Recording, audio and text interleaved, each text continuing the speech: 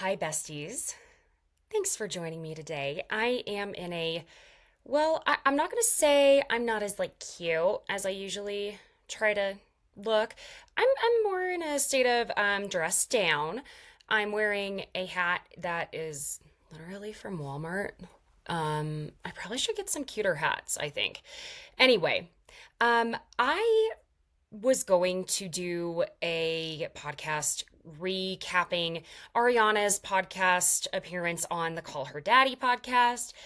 But I thought, you know what? I think we all could use a little tiny break from Scandival, which is going to bring me to one quick point before I choose not to speak on it for too much longer.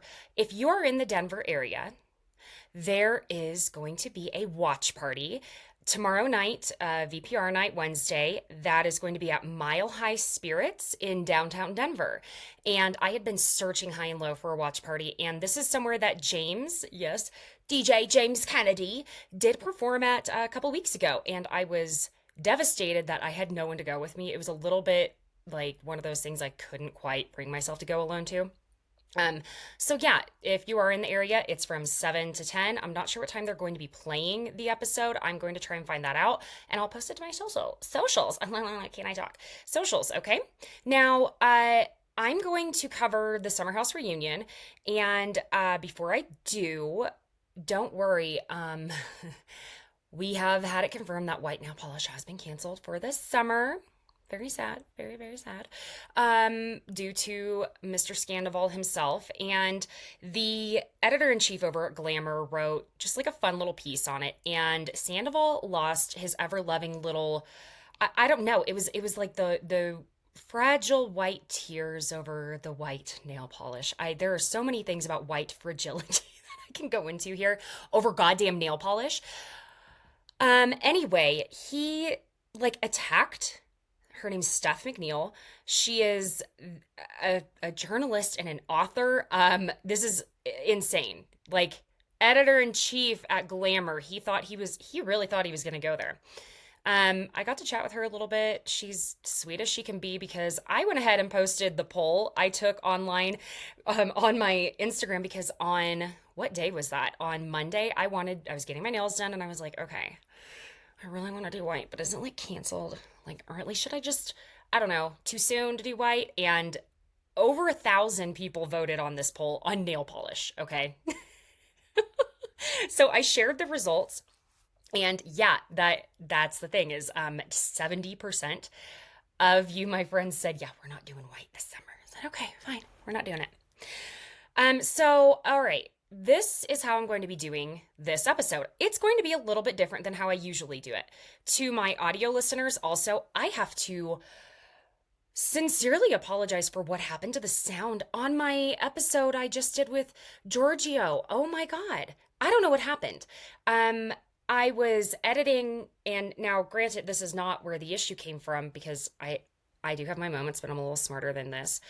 I was editing while I was getting my hair done, and I know you're like, Caitlin, you realize a hair salon is not exactly the most quiet place to edit audio. Got it. Totally there. We're on the same page. However, I did check the sound and the quality before I posted it and uploaded it on the site I usually use.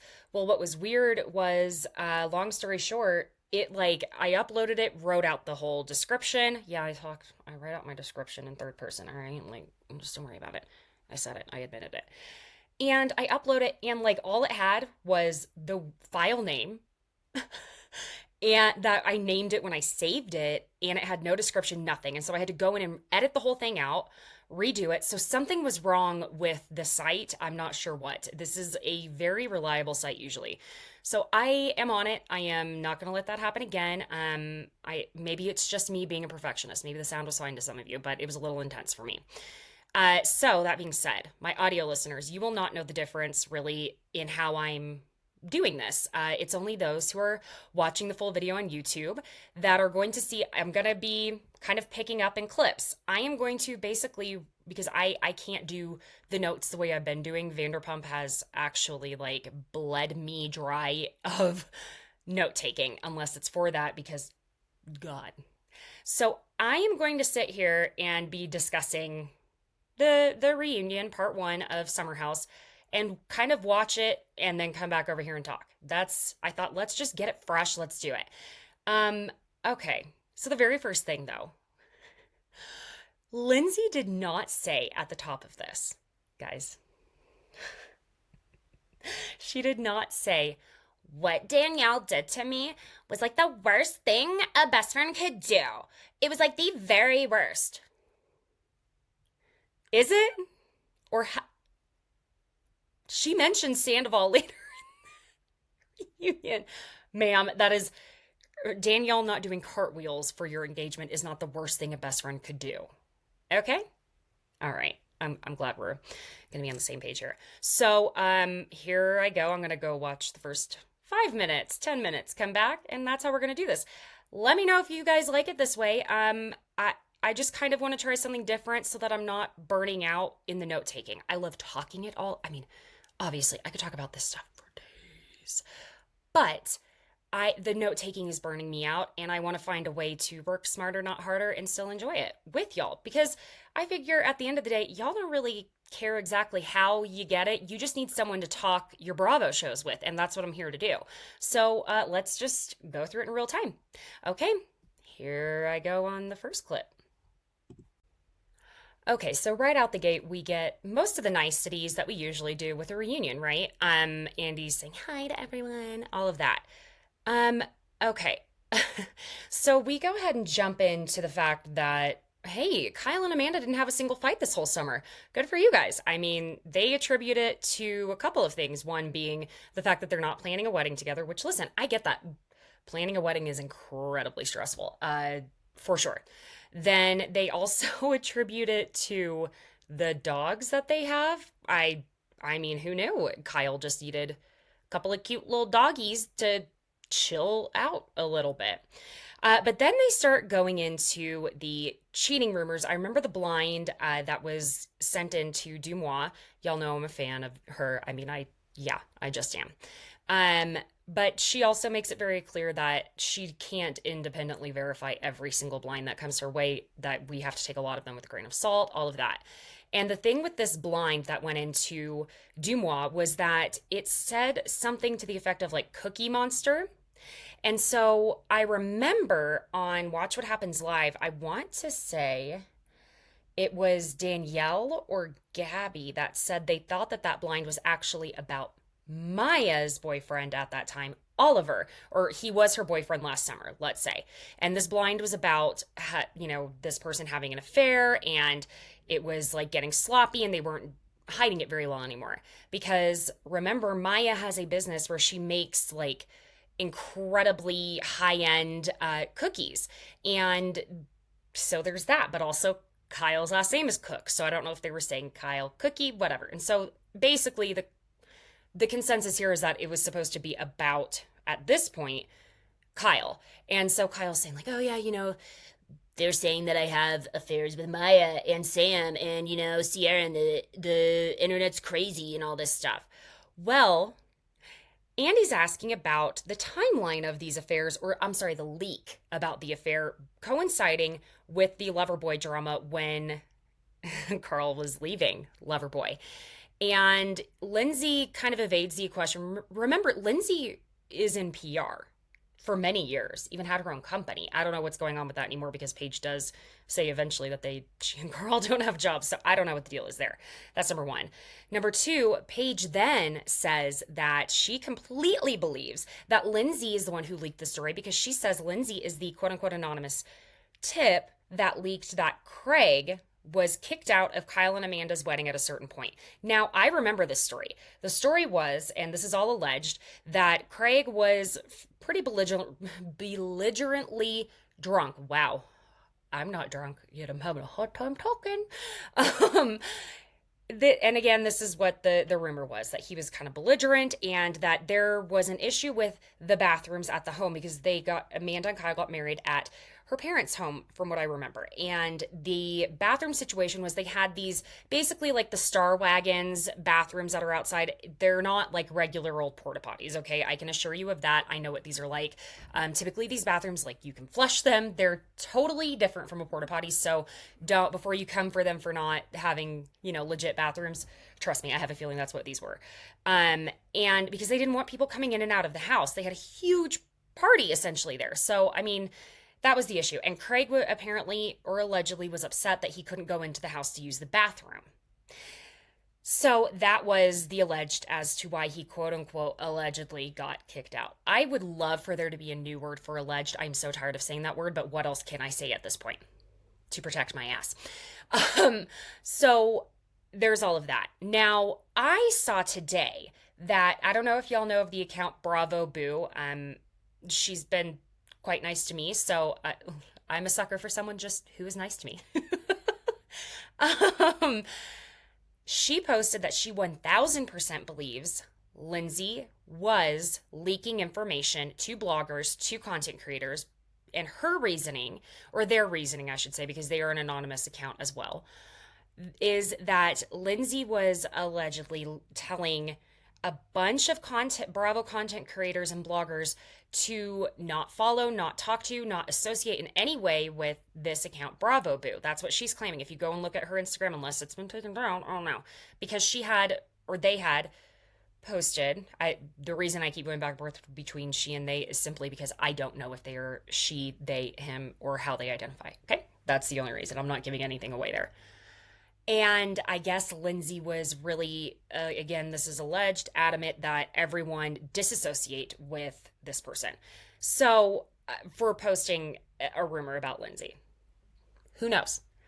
What I do know, again, is that Lindsay worked in public relations. And we've seen her not necessarily behave in the most publicly relatable way plenty of times. So, I don't think that that hat is always on for her, but she does have a habit of going, as it's mentioned many times in this reunion, on publicity tours once things are wrapped. She did it regarding the miscarriage. Which, listen, I'm not even touching that, okay? You know. But that being said, there might be maybe some validity to this claim that maybe Lindsay does leak stuff. Because God forbid any of these Bravo celebrities do anything like that. We've never heard of anyone doing that. Because also, do you notice how few leaks are coming out of Beverly Hills franchise now that Lisa Rinna's gone? Oh, could it also be because it's a boring season? Yep. But we'll find out. Yeah. Okay. So now we're having the cheating rumors that were brought up by Lindsay a couple of years ago about, Kyle and Amanda, and whether or not Kyle and Amanda forgave her for bringing those up when they didn't end up having a lot of validity or really proof to them. Because we remember Kyle was saying, well, if I cheated on you, Amanda. He kind of has a Sandoval voice sometimes, but it's a little deeper, you know what I mean? And, they were like, yeah, we were pretty quick to forgive in the moment, when I would take it that they don't think they should have been so quick to forgive her. And the thing is that Kyle, I guess, was told that Lindsay knew before filming, like at least an entire week before they even got to the house, and that she timed it with producers and spun it in a way that it was being brought up literally on his birthday weekend. So I mean, listen, this is part of the job. I think that's what they do. Is it great for a friendship? No, it's not. It's not. But that's how it goes. And Lindsay then kind of reiterates, well, we had many mutual friends who saw you cheating. And, the whole spin at this point is that Lindsay's saying, well, we were not in a good friendship space at that time. And that's when Amanda says, well, wait a minute. Then why did you present this as being a good friend? And Lindsay's like, because I went directly to Kyle. And, I don't know. Because Amanda then says because Lindsay first brings up, if Carl cheated on me, and Amanda says, I would never do that to you. I would never present it to you on national television. I would talk to you off of camera, and then we would figure out how you wanted to handle it. Because this is also not the first time Lindsay has been accused of doing something like this. Because if y'all remember, last summer, was it? Last summer, or was it Winter House? No, it was last summer, when Lindsay ends up saying, when Craig was in town visiting Purge, was he in town visiting or not? Now I'm forgetting. Sorry, y'all. Bad Bravo commentator over here. Anyway, regardless of whether Craig was actually there in the moment or not, it was brought up by Lindsay on camera that Craig had hooked up with Christine Cavallari. And Paige was pissed that she waited to bring it up until then when she could have, like, let her know all week. But y'all, this is love her or hate her, this is part of what Lindsay does. She was born for reality TV. I don't care what anybody says. She can drive you nuts. She drives me nuts. But she is an excellent reality TV star. She knows how to do everything just at the right moment and in the right way for reality TV. Maybe not for friendships, maybe not for real life relationships, but So, that being said, it then piggybacks into where Kyle basically is saying that the only way he would really forgive Lindsay for all of that is if she goes ahead and admits that she worked with producers to produce this timeline so that Kyle would be basically ambushed with this cheating rumor on camera.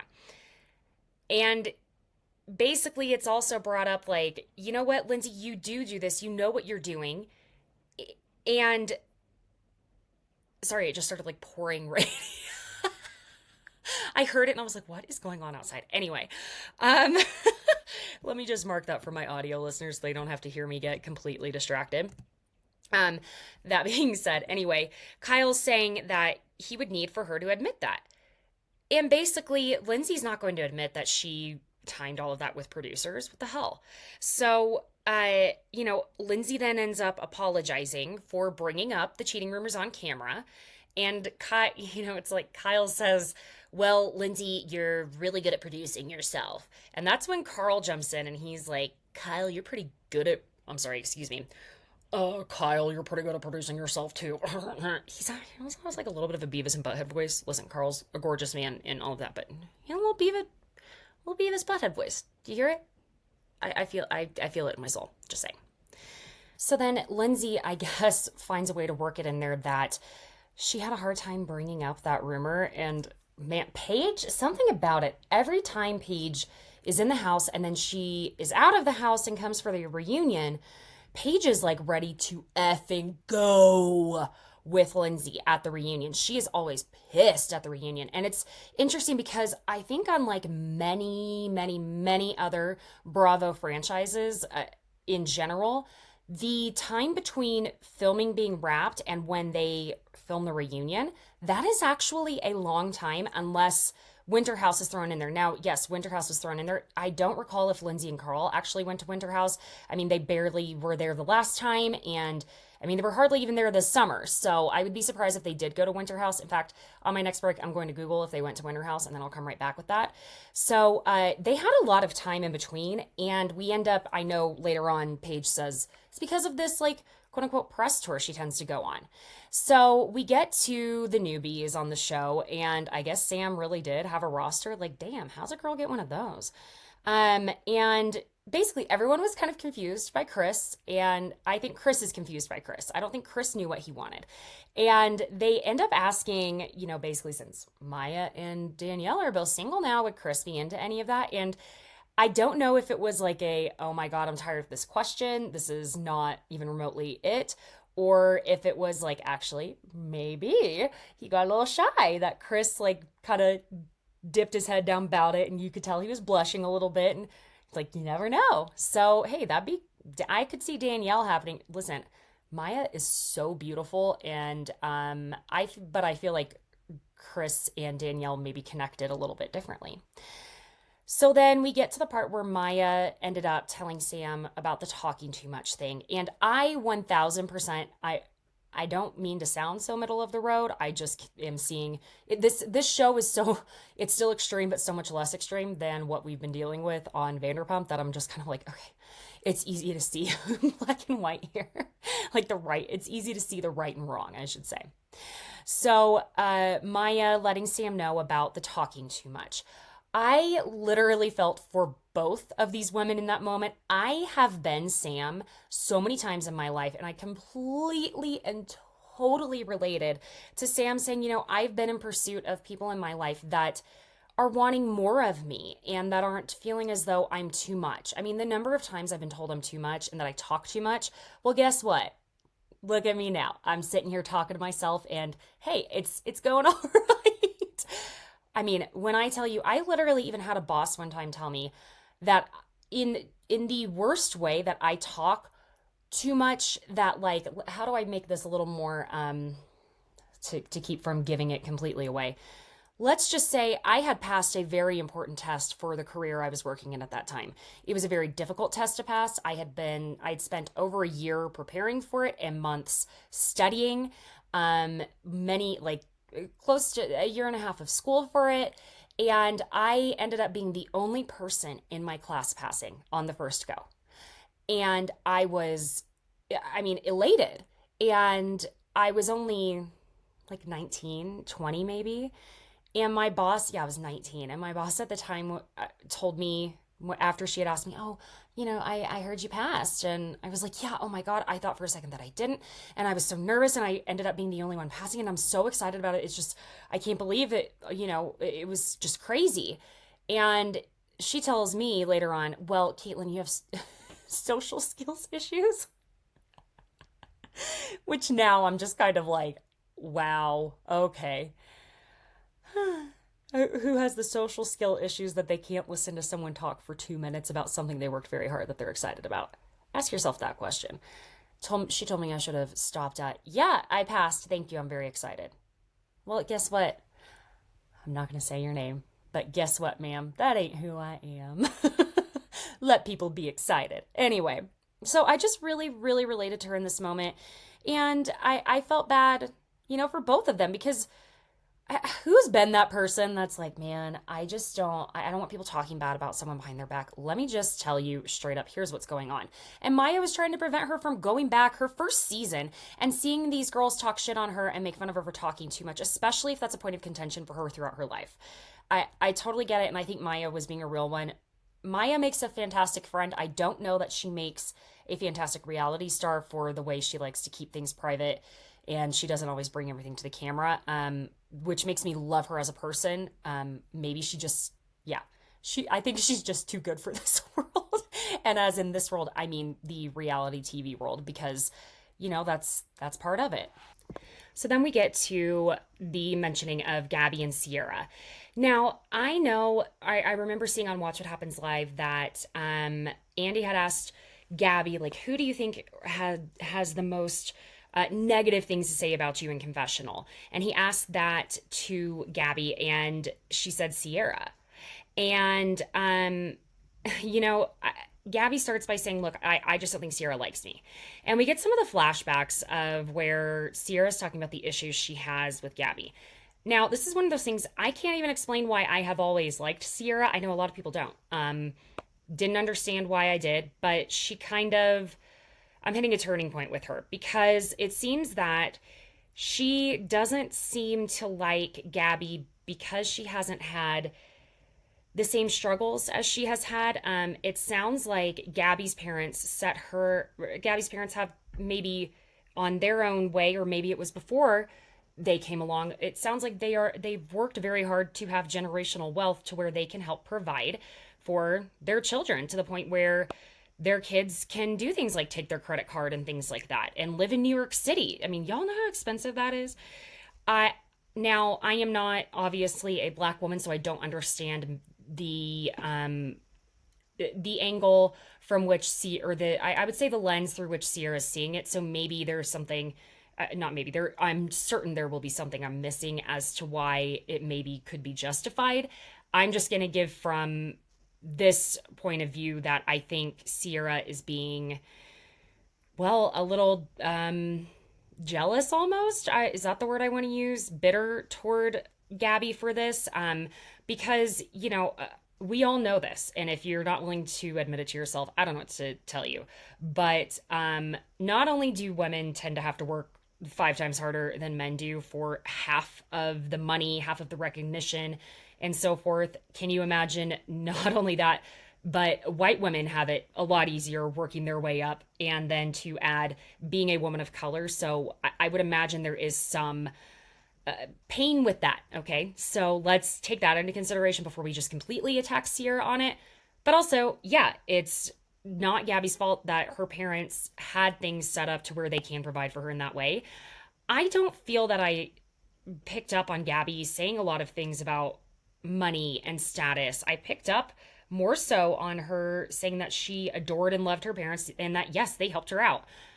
I'm sorry, if my child is in his 30s, 40s, and if I have the money to like just generously and genuinely help him out, you better believe I will give my child my credit card. I don't care what any of you say.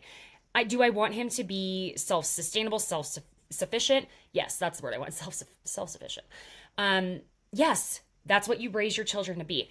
But you're a parent. You don't stop being a parent the second your child turns 18, 21, 25, 30. It doesn't matter. You don't stop being a parent. So I think that's where I have a little issue with that. Now, I also don't feel like Gabby was bragging about that. I felt like she was just kind of saying, look, this is my truth.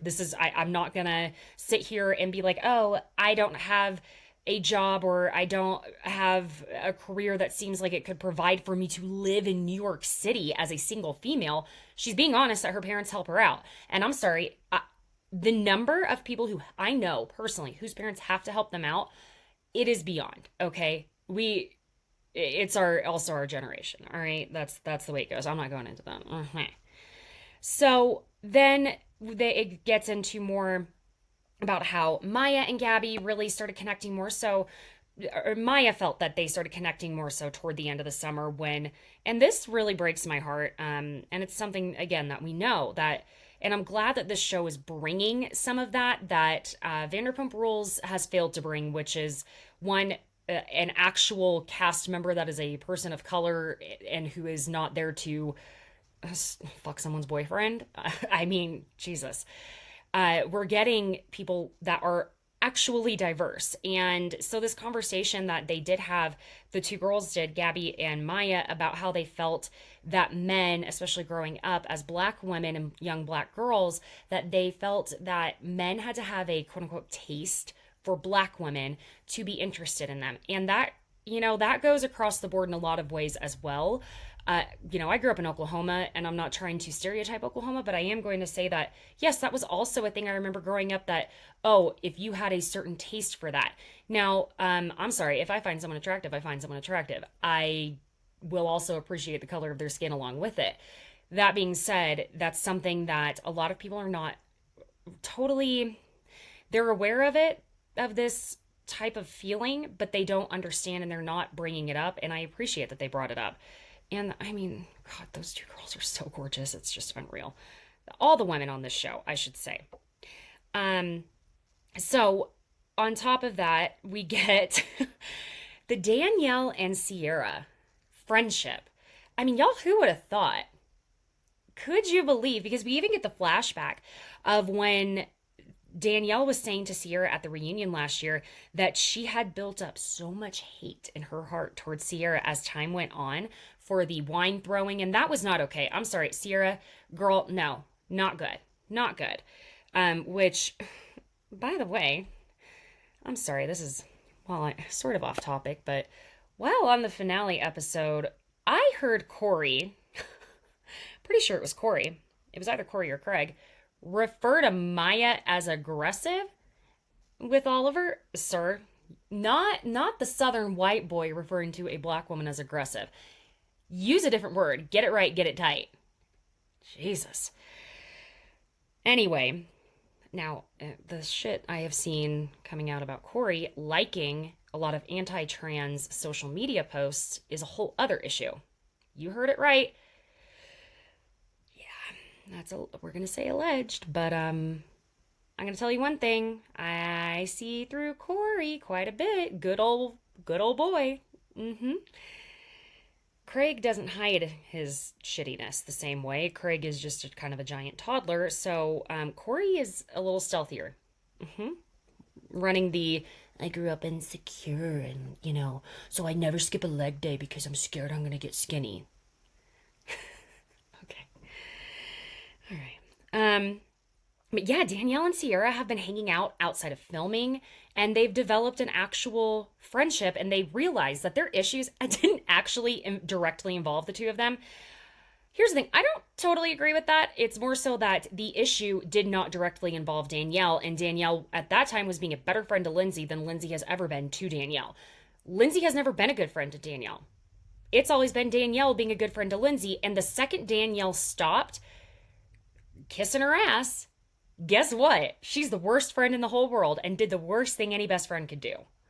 Now, do I also think Danielle, and I've said this before, should have just shut up, put a smile on her face, grabbed a glass of wine, put the liquor down, grabbed a glass of wine, maybe a beer, and then gone home early from the engagement party? Yes. Should she have just given her a hug and said, I'm so happy for you. Congratulations. The ring is beautiful. You look beautiful. You're glowing. So happy for you. Let's talk about this later. I'm exhausted. I'm kind of having a day and I want this to be about you. That is how you handle that situation. Okay? Period. If you want to keep a friendship going. If you don't want to keep a friendship going, sure, act as though she slept with your boyfriend and partner, and then yeah. So when Andy asked asked Lindsay if she was surprised by Danielle and Sierra becoming so close, Lindsay says that she's not surprised at all because she believes that Sierra has a lot of animosity toward her, and that she thought that they ended the summer on fairly good terms. So, and going back to my point, sorry, where I do believe, no, this directly involves Sierra. Yes, it did directly involve Sierra and the whole Austin shit. Why this, and I will tell you this all day long, that mediocre white man who's only getting around because he's tall and has a little bit of Southern charm. Ba-ba-doo. Yeah, like that one. I feel like there should have been like a ding with a wink, like ding, little pun thrown in there, whatever you want to call it. Opportune moment. That the fact that anyone, and Danielle was correct in that moment saying, we're doing this over a man and it's over Austin. That was last summer, right? So, yeah, it did directly involve Sierra at that point. It did not directly involve Danielle. Made my point. There we go. Lindsay seems to think she ends things on good terms with people that she didn't.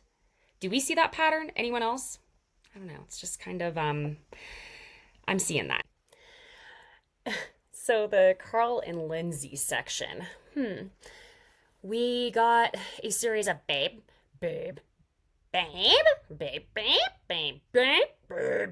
Anyway, so Andy asks the newbies, how they felt about Carl and Lindsay after having not known them, the 7 years that they were friends before this actually became a romantic relationship. Newbies loved them.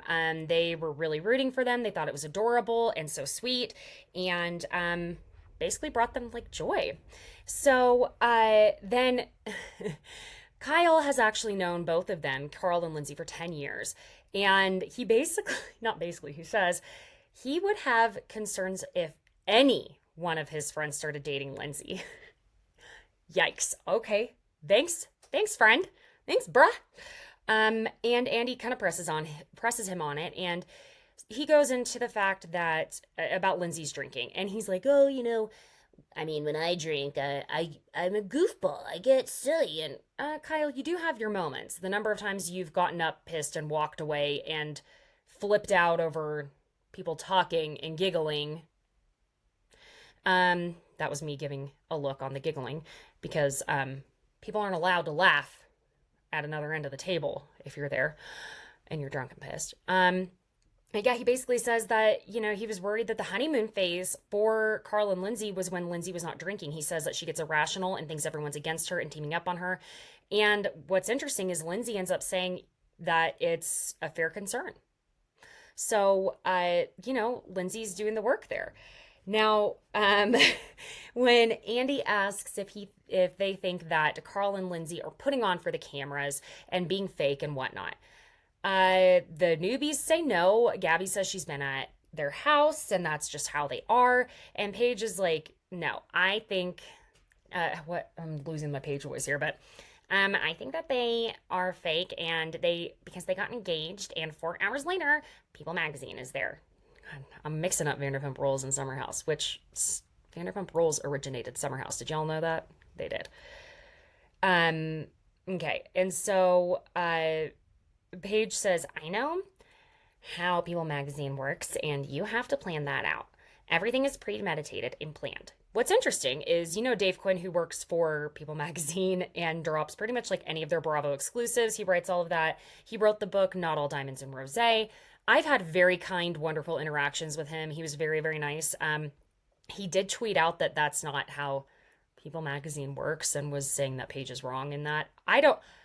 Sadly, I don't know how People Magazine works. I would love to have an opportunity to know. Call me. Um, so, and they're just kind of going back and forth, Paige with Lindsay and Carl, about how she thinks they're liars. And Carl says, "You're dating the biggest liar on Bravo, Craig. So stop." And Paige, God, you can't help but, I shouldn't say you, I cannot help. I love Paige. Total, full on Paige fan. I can't help it. Because Paige goes, "And you know what? I love every single thing about that fucking weirdo, okay?" And then Andy's like, "Is Craig the biggest liar on Bravo? There are quite a few liars on Bravo." And Lindsay's like, "Sandoval is the biggest liar." Well, okay. And again, they keep arguing about how, Paige thinks Carl and Lindsay are liars and they spin everything. And Carl makes the point that, look, we just go and tell our own versions of the story. Now, are your versions of the story the truth? That's kind of the thing in question, bud. And we get the moment that we've been seeing in the previews where Lindsay's like, "Isn't this a lot of money to be spending on a lie?" And Paige goes, "Yeah, that's why I'm concerned, because neither of you guys have jobs." Yikes. Listen, maybe they're making a lot on Cameo. Think about it, guys. If they charge $100 per cameo and they do, what is it, 10 cameos a week? Just Cameo. We all know what 10 times 100 is. Yeah. And I don't know what the taxes are in New York, but I always just make a general rough assumption of about 30% of my paycheck, 30 to 35% being taken out for taxes, give or take, right? If I'm doing a loose thing of that. And yeah, that's still a decent amount of money to only do 10 of those. And that's only if one of them only charges $100. So I was meant to look up what if they were on Winter House, and they're getting paid for that. They do have a job on Summer House if they keep it. So they may be just fine. You know what? I'm going to look. Hold on. I'm going to go look and see if they're on Cameo and how much they're charging. Because it's like almost scary when you add it all up. Okay. Hold on. Andy asks Danielle if she thinks that Carl and Lindsay are fake and putting on for the camera. And she actually says that she doesn't believe that they were putting on or being fake. And mostly that she just thinks that they were really just wanting that fairy tale romance, which, yes, they do have that. Like, it's a movie for them, right? It's a rom-com. And that she believes that the two of them just really wanted to be able to express their love in this really big way with no cracks in the foundation of their love bubble. I mean, really, it's a love bubble, right? And so it gets brought up then what happened, I guess, in Montauk when it was Danielle, Carl, and Lindsay, and the three of them were together watching some band that they love, and Lindsay had been drinking, and she, I guess, got pretty contentious and pissy with Carl, and so he left the table, and, he was talking with Danielle, and she's trying to kind of help repair it for them, and he says to Danielle basically that he knew once she started drinking again that there would be moments where she is old activated Lindsay again, right? And that he just didn't think she was going to do it toward him. Well, honey, that the thing that happens when people who are that way when they drink, you're the safest, closest space. So of course it's going to go towards you more than anyone else, quite frankly. Sadly, yeah, that's just how a lot of people are. Even little kids, when they're being belligerent and having temper tantrums, they do it the most with the person they're safest with. So I guess that's the excuse as to why mom gets all of it. So then along with that, this night, when Danielle was really trying to like support them and help repair the relationship for them, not for them, but with them, I guess, supporting them, Carl decided to leave. Lindsay went back to Southampton and he took an Uber to the city from Montauk. And Andy clarifies, which I had a feeling, But Andy clarifies that that's like a 3 or 4 hour Uber drive. That is when you can use the word aggressive. That apparently was an incredibly aggressive move. That's like a $400 or $500 Uber. Wow. Um, Dude, you were sober. You could have Lindsay could have hitched a ride. I would have gotten back to the house and then taken the car because you're sober. You could have driven. But okay.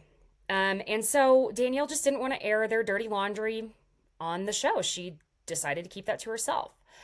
But it seems that it's coming up that a lot of the fights between Carl and Lindsay are happening when she's drinking. We get those flashbacks, and that is hard to watch. I would have a hard time watching that in myself.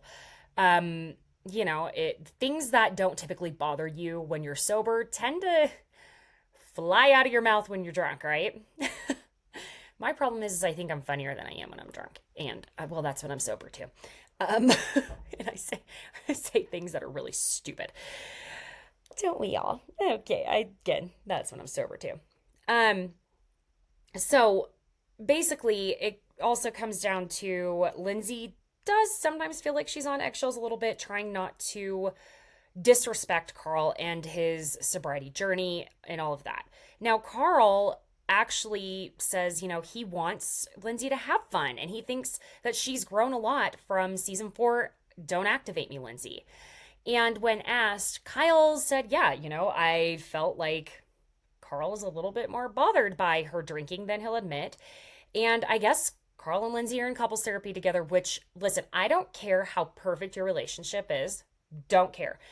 If you are planning to get married or not, but especially if you're planning to get married, because something about everything changes. But regardless, I think every single couple, no matter how perfect, how happy, go to couples therapy together, because I like to say this, and this is coming from someone who's well been through it and wishes that I had done something like this. Would it have changed the outcome necessarily in my case? Probably not. But it's easier to do CPR on a body that is still living and trying to get air than to do CPR on a dead body. What do I mean by that? You can't resuscitate a relationship. You don't go to therapy when the relationship is dead, when the relationship is on the cusp of dying. Go when it's still breathing, okay? When it's not laying there dead. Anyway, we get to a point where also, and Andy lets Lindsay know, which also for those of you who aren't aware, if there is an alcoholic in your life or someone that's been close to you that was an alcoholic, Al-Anon is a resource for loved ones of alcoholics and drug addicts, just so you know. And then Carl admits, I am an alcoholic and a drug addict. And he says he appreciates and feels that, he's grateful that, and he tries to be gracious, I should say, or I'm sorry, back up. He says that in a sense, that he feels that Lindsay has been gracious with the amount of baggage that he has, and he tries to basically cut her some slack. Oh God. And now, on a lighter note, Andy asks Carl if, he was why he could trust Kyle with like the big news of the fact that he's going to propose to Lindsay. And we get all the flashbacks of finger bang gate. Oh my God. Why do I have to hear finger bang like 500 times? And what's surprising is Kyle did not tell anyone, including Amanda, all summer, because Carl was just excited to share this with him. He didn't even tell anyone, not even Amanda, until that weekend. And I guess their dogs had surgery, and that's why Amanda ended up staying home over the weekend. And so he tells her as he's walking out the door, he's like, Carl's gonna propose to Lindsay. And so that's the only time that he ended up telling anyone. Now, also on the last break, I did say I was going to check on their cameo, and previously I said I was going to check on the Winterhouse cast. It does not look like Carl and Lindsay are on the Winterhouse cast. It also doesn't look like any of the Southern Charmers went, and that's why they had some of the below deckas. So, anyway, Lindsay and Carl are both on cameo. Lindsay is currently unavailable for videos, but she'll text message you for like $3, which, okay, what's the point of doing that? I'm not really sure. And Carl's are typically $125, but right now there is a discount of $100 for a video, and there are 30 of those left. And he churns them out within 24 hours. So listen, y'all, $30 videos for $100 each. I believe in you. You can do the math. Um, yeah, so they are actually employed. Um, Listen, uh, will that necessarily pay for the apartment? The really nice two-bedroom apartment in New York City? I don't know. They also have a car lease. So then Andy calls out, what we're all thinking, which is how Lindsay looked so great going to this quote unquote bonfire. She had lashes, she had her hair done, she had the beautiful dress, all of it, right? And so basically, Lindsay's saying, oh, she asked around what type of bonfire it was. Like, is it elevated? Or, is this like jeans and t shirt? And Carl says that's something he was a little concerned about, that she was going to pick the wrong outfit and all of that. And basically, everyone except for Kyle, Chris, Sam, and Gabby thought that Lindsay knew.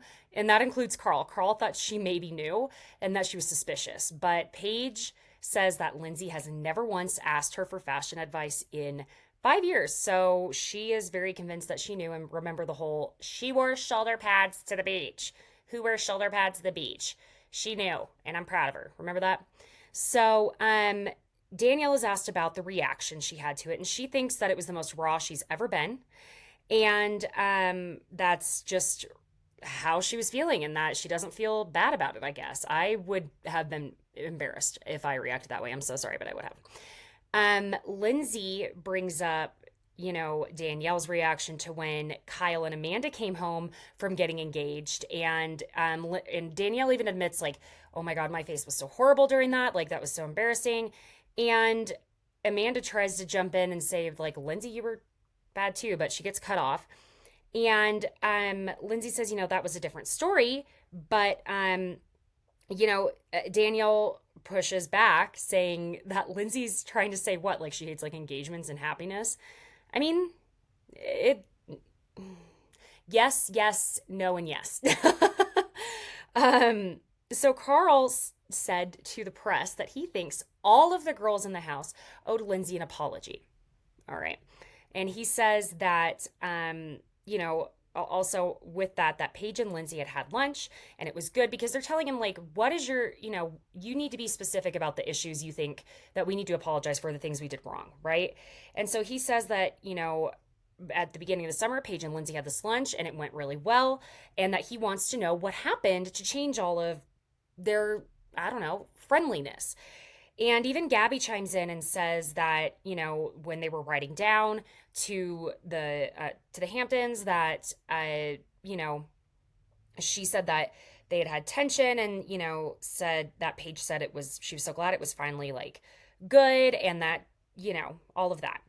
Well, and then she says that as soon as Paige saw that Danielle and Lindsay were having tension, that Paige said, I'm so glad Danielle is finally seeing Lindsay for who she is.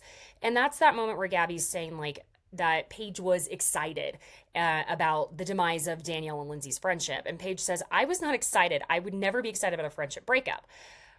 And Lindsay's like saying, yeah, well, your facial expressions told a different story. And in the middle of her saying that, Paige was still talking, and Paige says to Lindsay, I'm speaking. Woo! And so Paige basically reminds everyone, y'all forget that me coming in as a newcomer, I was 25 years old, and I was a 25-year-old girl, that Lindsay screamed at me. And Lindsay says immediately, not true. That's not true. And so roll footage, producers, editors, thank you so much. Yeah, Lindsay was super rude to Paige. I don't even remember what the context of that whole issue was, but goddamn, yeah, no, I wouldn't call it screaming. She definitely yelled at her, though. No question about that. And, Paige says, yeah, I naturally gravitated towards Amanda because she was the only one who was nice to me when I first came in the house. And she's explaining to the new people, you had a completely different experience than I did, okay? And Paige says, then, do I sit in my bed and talk shit? Absolutely. But I've always sat back and watched her, referring to Lindsay, fight every other girl and have her own situation with every other girl that has nothing to do with me.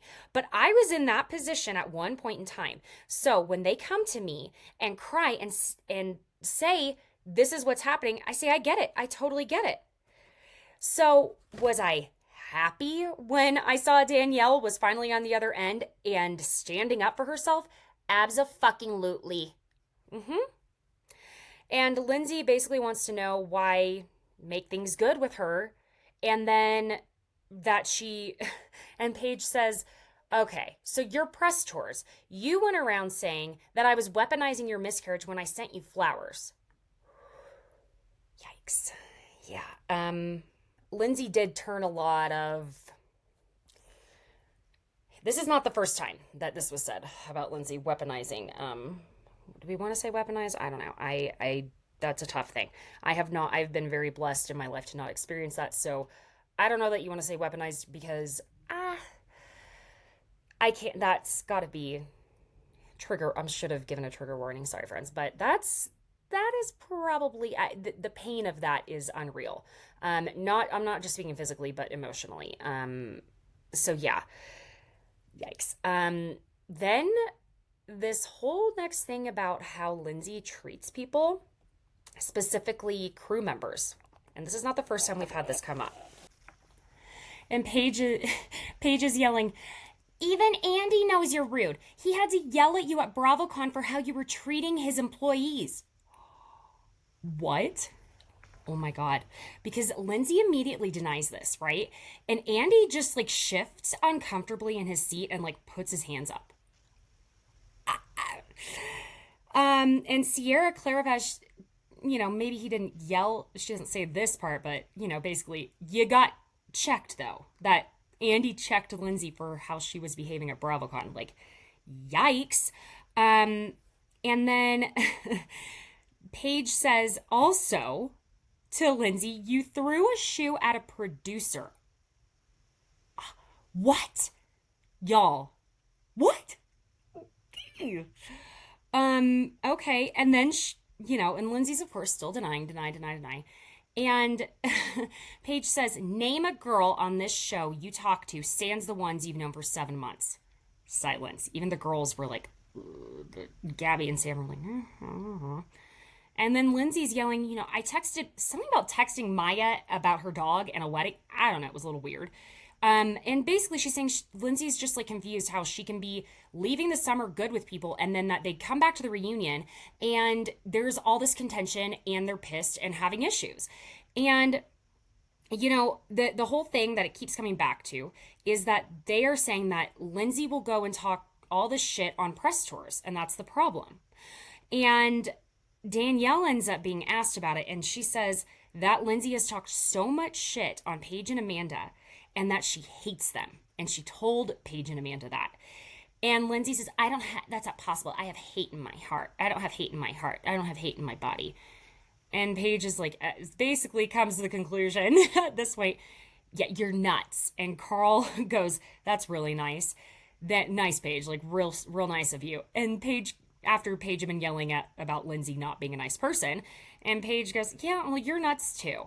And Lindsay, classic Lindsay, goes, I'd rather be nuts than boring.